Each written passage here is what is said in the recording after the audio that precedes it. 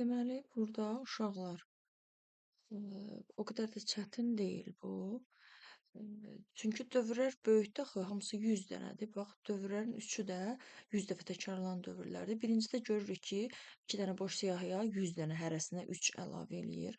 İkincidə görürük ki, 100 dəfə bu proses təkrarlanır. A-ni hesablayır, A-nın qiymətinin üstünə 6 gəlir, B-ni hesablayır.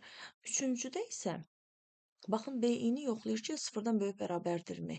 Sıfırdan böyük bərabərdirsə, S1 vahid artır hər dəfəsində. Neçə, indi 100 dəfə bu yoxlamalıdır da, bu B-ni 100-ün də yoxlamalıdır. Bunu sadə yolla eləmək üçün, qısa yoldan getmək üçün biz baxmalıyıq bax bura. Burada bir proses baş verir də. Çünki burada mənfi olma ehtimalı var. Baxın, hasildir. Hasilin bir tərəfində i-9 verib, bir tərəfi i+13-dür. Burada problem yoxdur. Bu həmişə müsbətdir. Amma bu tərəfdə mənfidir də, mənfi ola bilər.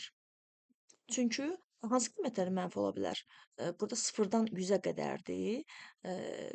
9-dan kiçik qiymətlərdə mənfi ola bilər. Yəni 0, 1, 2, 3, 4, 5, 6, 7, 8. 8-ə qədər olan qiymətlərdə bu mənfi ola. Bir tərəf mənfi olanda da hasil mənfi olacaq.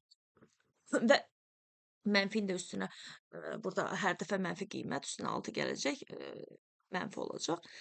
Burada deməli biz yoxlamalıyıq ki, daha doğrusu neçə dənə olduğunu saymalıyıq. 0-dan gedir 8-ə qədər eləyir 9 dənə.